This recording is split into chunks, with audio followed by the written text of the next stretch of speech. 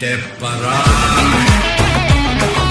Hello friends, எப்படி இருக்கீங்க? பேட்டை பராக். இன்றைக்கி நீங்கள் பார்க்க போகிறது ஜீரா சாம்பார் ரைஸில் வச்ச வெஜிடபிள் புலாவ் எப்படி வரப்போகுது பாருங்கள். அதுக்கு முன்னாடி பேட்டை பராக் சேனலை சப்ஸ்கிரைப் பண்ணுங்கள், லைக் பண்ணுங்கள், கமெண்ட் பண்ணுங்கள், ஷேர் பண்ணுங்கள். ஓகே, பாய். ஸோ முதல்ல அந்த இஞ்சி ரைஸை ஊற வச்சாச்சு. இஞ்சி, அப்புறம் கேரட்டு, உருளைக்கிழங்கு, தக்காளி, அப்புறம் புதினா கொஞ்சம், அப்புறம் பூண்டு எல்லாத்தையும் எடுத்து ரெடி பண்ணி வெட்டி வச்சிட்டோம். கொஞ்சம் சுண்டல் எடுத்து வச்சுக்கிறோம். அப்புறம் மீன் மேக்கர் எடுத்து ஊற வச்சாச்சு ஃப்ரெண்ட்ஸ். மீன் மேக்கர் போகணும்ல, வெஜிடபிள் பிரியாணியில் மெயினாக புலாவில் மெயினாக மீன் மேக்கர் கண்டிப்பாக இருக்கணும். ஸோ அதையும் எடுத்து எல்லாமே ரெடி பண்ணி வச்சாச்சு. ஆமாம், எடுத்து இந்த இஞ்சிலாம் இடிக்கிறதுக்கு அந்த இதையும் எடுத்து வந்தாச்சு. ஸோ இஞ்சியை போட்டு இஞ்சும் பூண்டும் அதில் போட்டு இடிச்சிடும். ஏன்னா மிக்ஸி இல்லை எங்ககிட்ட. மிக்ஸி கடன் தான் வாங்கணும், பக்கத்தில் வாங்கினா தரமாட்டுக்கிறாங்க. ஸோ அதுக்கப்புறம் ஒரு பக்கம் எண்ணெயை ஊற்றியாச்சு, கடுகுலாம் போட்டாச்சு. இப்போ வெங்காயத்தை போடுறோம். நல்லா வெங்காயத்தை போட்டு நல்லா வதக்கணும். இதெல்லாம் பேசிக் தான், உங்களுக்கே தெரியும் எல்லாமே. இருந்தாலும் நியூ கமருக்கு கொஞ்சம் யூஸ்ஃபுல்லாக இருக்கும். இந்த குக்கிங் தெரியாதவங்களுக்குலாம் பார்த்தா கொஞ்சம் ஈஸியாக இருக்கும். பெரிய பெரிய குக்கிங் சேனல்லாம் இருக்குது. ஸோ நம்மளே ஒரு நியூ கமருக்கு சொல்லணும்னா ஈஸியாக சொல்லலாம்ல. ஆமாம். அப்புறம் உப்பு போடுறோம். உப்பு எதுக்கு போடணும், நல்லா கொஞ்சம் சீக்கிரமாக அந்த வெங்காயம் கொஞ்சம் வதங்கும்.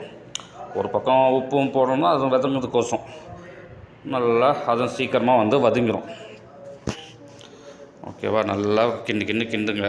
அதுக்கப்புறம் இந்த இடித்து வச்ச அந்த பூண்டு, இஞ்சி அந்த இஞ்சியை ஃபஸ்ட்டு போட்டுட்டு அதுக்கப்புறம் பூண்டும் பின்னாடியே போடணும். ஃபஸ்ட்டு இஞ்சி போடுறோம். இஞ்சி போட்டுட்டு நல்லா ஒரு கிண்டி விட்டுட்டு அப்படியே எல்லாத்தையும் நல்லா கிண்டணும். கிட்ட தான் நல்லா வரும். ஸோ நியூ கமர்ஸ்லாம் பயப்படாதீங்க. குக்கிங் ஒரு பெரிய விஷயமே இல்லை, பொறுமை தான் தேவை குக்கிங்க்கு. ஸோ இதெல்லாம் பேசிக் பண்ணிட்டுனா பூண்டும் போட்டாச்சு, பேசிக் பண்ணிடுறோம். அதுக்கப்புறம் பச்சை மிளகா வெட்டி வச்சோம், அதுவும் போடுறோம். என்னென்ன வெட்டி வச்சோமோ எல்லாத்தையும் தூக்கி போடுறோம். ஓகேவா?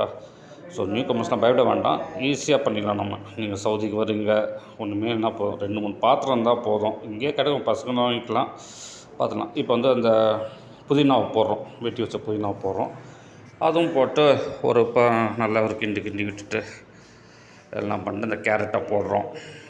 எல்லாத்தையும் வெட்டி வச்சு எல்லாத்தையும் போடணும், ஸ்டெப்பாக போடணும். ஒன்று போட்டதுக்கப்புறம் கிண்டி விட்டுற வேண்டியதான். நல்லா பரட்டி விட்டோம்னா அவ்வளோதான்.